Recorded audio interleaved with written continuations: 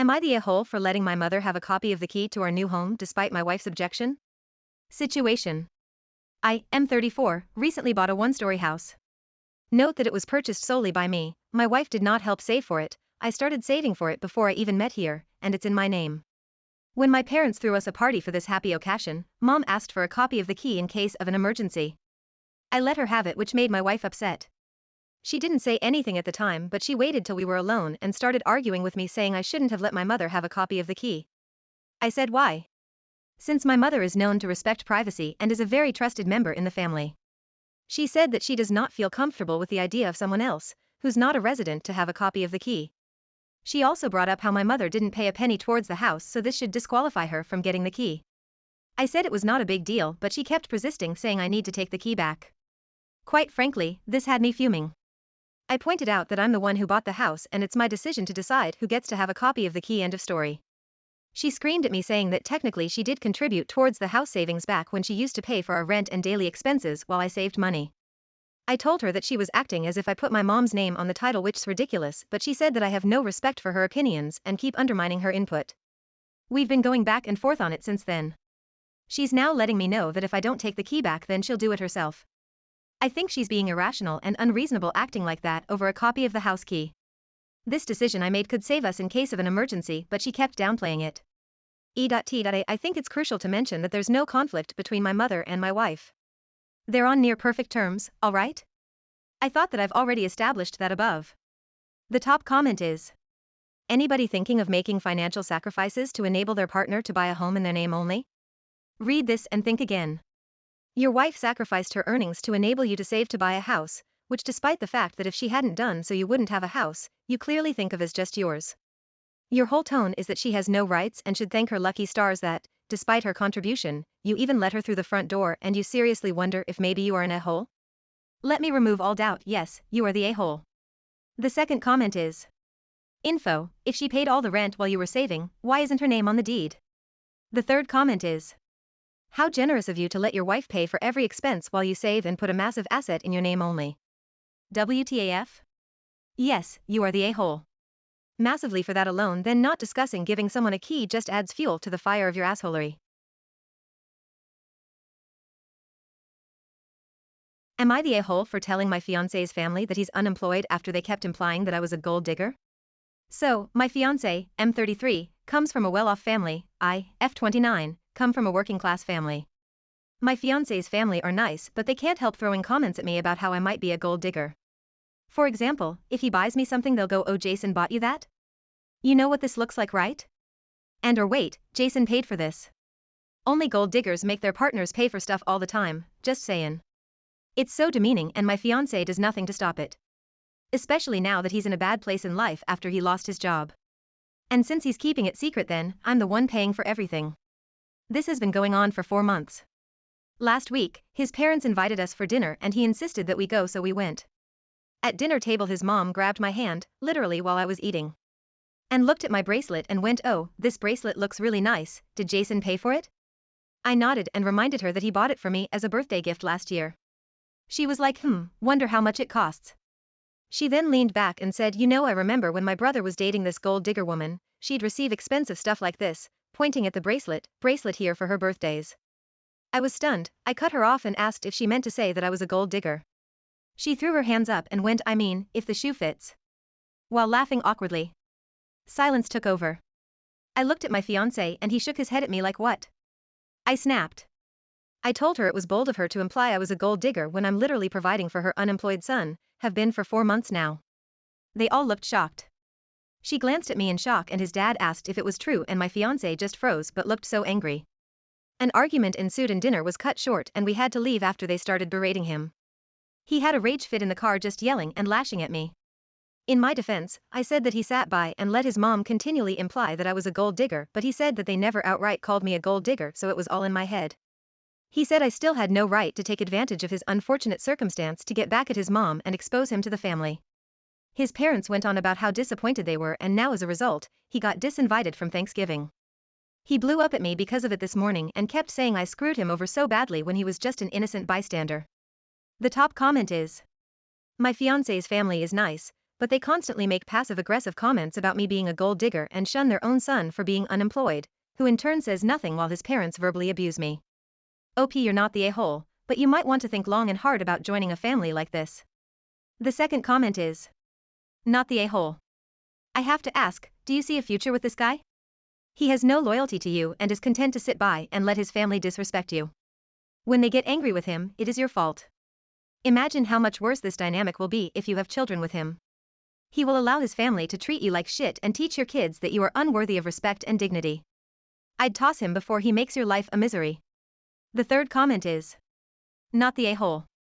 An innocent bystander? LOL. This guy was happy to watch his family be cruel to you for months without challenging it or sticking up for you when he knows full well that you're currently the breadwinner. He's a flaming a-hole. He doubled down and made it all your fault when you called him out on it. Is this really who you want to marry? Really? Am I the a-hole for calling the cops when my father lent out my car? My F32 father, 56, lives with me. After my mom passed away a few years ago, he had trouble dealing with life and I tried to help him out. I had a spare room and I said he could stay there. My siblings or I cleaned up my parents' house and we rented it out. With his 100% agreement. The money covers the mortgage and lets him contribute to my household budget for food and utilities. And he has a little money every month so he doesn't have to go into his savings or retirement funds. He could go back to work but he hasn't. I'm not a mental health professional but he won't go to one either. I think he is just depressed but I cannot make that diagnosis. I work from home and only occasionally meet clients for lunch or at their workplace. So my car usually sits for days on end. My father got the idea that I didn't really need a car for myself and when my aunt's car broke down he started letting her borrow mine. Without my permission. I told him that if he wants to lend out a car he should lend out his. He drives a very nice full-size truck. He says that my aunt is uncomfortable driving it. I said that I didn't care and that I needed my vehicle to be available. He said that family helps family. I said my car was mine and not to be lent out. I spoke with my aunt and told her to stop asking for my car. He decided to test my patience. He trapped me in the garage with his truck and left the house one day that he knew I had a meeting. I had to Uber to the meeting. I was almost late. I was absolutely livid. When I got home his car was still there but my car was gone. My aunt had needed it for appointments. I told him that it's time for him to move out. He isn't just inconveniencing me now. He is actively sabotaging my job. He cried that he was sorry and wouldn't do it again. I gave him one last chance. There were no problems until yesterday. He lent out my car so my aunt could visit her kid. He had had a key made. I saw that my car was missing and I did not even ask. I called and reported it stolen. My car has a tracker in it because it's not paid off. It was easy to find. I, in the meantime, had turned off my phone and gone shopping. I was unavailable when everyone started calling me to tell the cops that my aunt has my permission to take my car. I feel bad for wasting the cops' time and my family says my aunt was traumatized. My dad is moving in with her now. I did drop the charges and clear everything up. But my family is still mad at me. I am mostly mad at my father but my aunt bore the brunt. The top comment is, not the a-hole. Your aunt knowingly took your car without asking your permission. That is your car, not your father's. I had to LOL at family helps family. Hello? You're putting your dad up and taking care of his affairs. He meant OP, I get to decide what you do with your possessions, even when you tell me no. Your father said he was sorry and wouldn't do it again. You set up a, very simple, boundary. He broke it, again. So, what else were you supposed to think when your car has vanished? You've already played it his way, wait until the car is returned, then listen to him say he won't do it again, but then he does it again, rinse and repeat. Frankly, I think you did the right thing. Your aunt is no innocent here / you told her not to use your car. Why can't she Uber to her appointments? Her schedule is not your responsibility. Now you have your car, and your dad is moving in with her. I'd say that's win-win. You've done way more than your share. ETA, info *, do you think aunt will now somehow find it within herself to drive your dad's truck, and not feel uncomfortable, now that it's her only option? The second comment is, what sticks out to me is you did ask your aunt to quit borrowing the car. She was not innocent in this. I hope she and your dad finally learn to respect you and your right to control your own property. Not the a-hole. The third comment is, you didn't waste the cops' time, your car was literally stolen. Just because it was stolen from someone you know doesn't mean it wasn't stolen. You specifically told them both to stop taking the car. I wouldn't have dropped the charges, and I would have evicted father, but I've got no problem getting toxic people out of my life. Sit them both down and tell them that if they ever do this again, you won't drop the charges and you will evict him. Not the a-hole. Am I the a-hole for telling my daughter she can't go to her dream school but paying for my son to go to his? I'm 49 and I have 2 children, Jake, 23, and Nikki, 17. Their mother and I are divorced. I have full custody and she sends no support. Both of my kids are good kids and good students with good grades. Jake got into his dream school but didn't get any scholarships. His undergrad school is one of the best school in our part of the country and it's expensive. I didn't want him to take out loans and have to carry a debt, so I'm paying for his tuition and living expenses. The total cost is roughly $50,000 a year. He's following in our family tradition and pursuing a career in dentistry. I'm not a dentist, but we have about a dozen dentists and oral surgeons in our family. I will also be paying for his dentistry degree. While I know it will be costly, I view this as a good investment as he'll have a starting salary of about $120,000 as a dentist in our area. If he decides to become an oral surgeon, his starting salary will almost double that figure. Nikki is a senior in high school. Like her brother, she's a good student and will have a good chance of getting into her dream school, but she has a low chance of getting any scholarships. Her dream school is also a very good one located in the middle of a very expensive city. Tuition and living expenses will be roughly $75,000 a year. The problem is that she's dreamt of being a teacher since she was little and have made it clear she will be an education major because she wants to be a middle school teacher. The other problem is that the salary for middle school teachers in our area is $48,000 to $60,000 in our area. I fully realize that she can move and work elsewhere, but I can't imagine there are many middle school teachers in the US making 6 figures. I don't view paying $300,000 plus for a career that tops out at $60,000 as a wise investment. I told my daughter that the state school that's 2 hours away have a good education program and her in-state tuition and living expenses will only be about $20,000 a year. I view paying $80,000 for a teaching degree as a much better investment. I've tried discussing the matter with Nikki, but she gets distraught every time I've brought it up. She cries and accuses me of favoring Jake and being a sexist, which is not true. I told her if she picks a major with a $100,000 starting salary, I'll gladly pay for her to go to her dream school, but there's no way I'm paying $300,000 for her to be a teacher. Now she's got family members involved. Some are staying out of it, some agree with me, and some are telling me not to play favorites. I feel terrible, so I'm beginning to doubt myself. Am I wrong? Edit to answer a recurring question. I thought I made it clear, but apparently I didn't. I'm not limiting Nikki's education to $20,000 a year. I told her that's the max I'm willing to pay for her education degree. I'm more than happy to pay $75,000 a year if she picks another degree that will have a better return.